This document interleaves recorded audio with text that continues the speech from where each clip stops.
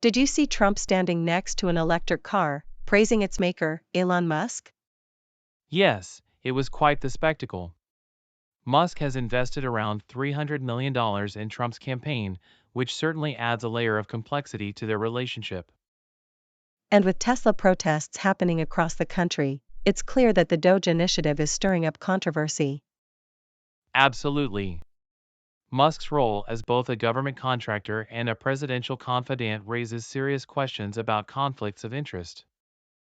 Katie Drummond from Wired mentioned that Musk himself is a giant conflict of interest, considering his companies are regulated by the federal government. Right, and when you think about SpaceX, Starlink, and Tesla, it's alarming how intertwined they are with government oversight. It's fascinating how this new power structure is emerging. Drummond said it should be a wake-up call for everyone in the U.S. Indeed.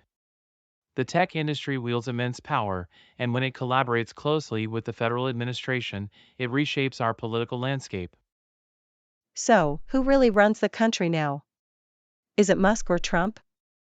It's a complex interplay, but the technology industry is undoubtedly at the forefront, influencing policy and governance. This is a pivotal moment for understanding the dynamics between tech giants and political power. Exactly.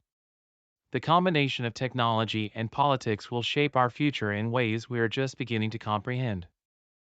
So, there's been quite a buzz about potential conflicts of interest with someone as wealthy as he is, right? Absolutely.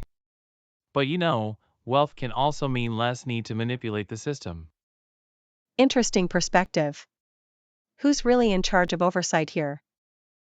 Well, the president is the key figure in that role. He was elected to lead the country. Got it. And how does today compare to past administrations in terms of government health? Today, many argue the government is much sicker than it was back in the 90s, with increased bureaucracy and deficits.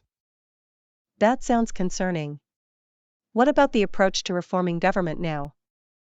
It's quite different. The current administration seems to be more aggressive in cutting programs without the lengthy deliberation we saw in the past.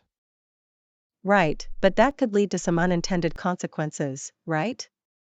Definitely. Some people will be affected negatively, but the question is whether the system needs fixing overall. That makes sense.